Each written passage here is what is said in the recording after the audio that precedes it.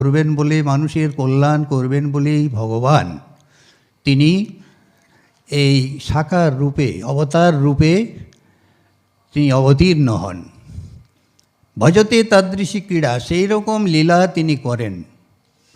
যা শ্রুত্বা তৎপরো ভবে, যে লীলা শ্রবণ মনন করলে বহির্মুখ জীব অন্তর্মুখ হতে পারবে এবং ভগবানে মন নিবেশ করতে পারবে, সেই রকম লীলাই তিনি করেন।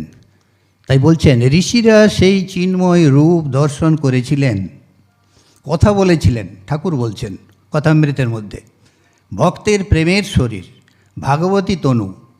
দণ্ডকারণ্যের ঋষিরাই শ্রেষ্ঠ রস আস্বাদন, শ্রেষ্ঠ আনন্দ পাওয়ার জন্য গোপী হয়ে দাপরে রাসলীলা করেছিলেন। তাদের সকলেরই ভাগবতী তনু ছিল।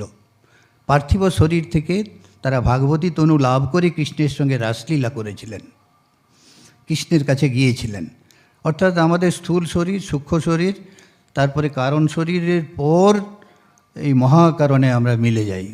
জীব ব্রহ্মৈব না পর, জীবাত্মা এবং পরমাত্মার যে মিলন, সেইটি হচ্ছে ঠিক ঠিক রাস। রাসের যে আনন্দ, অর্থাৎ পরমাত্মা, জীবাত্মা যখন পরমাত্মার সঙ্গে মিলে যায় তখনই ঠিক ঠিক আনন্দ লাভ করতে পারে। তো ঠাকুর বলছেন যে এরাই, এই মুনি ঋষিরাই এই দাপরে এসে গোপী হয়েছে, গোপী দেহ ধারণ করেছে। কেননা তারা শ্রেষ্ঠ রস, মধুর রস আস্বাদন করতে চেয়েছিল।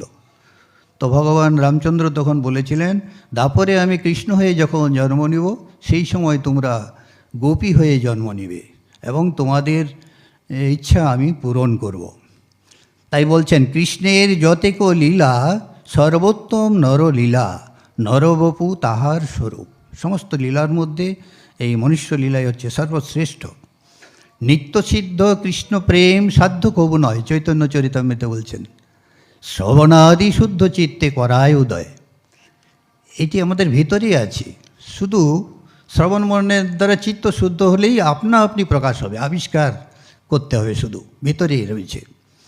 তাই বললেন শ্রবণাদি শুদ্ধ চিত্তে করায় উদয়, আত্মেন্দ্রিয়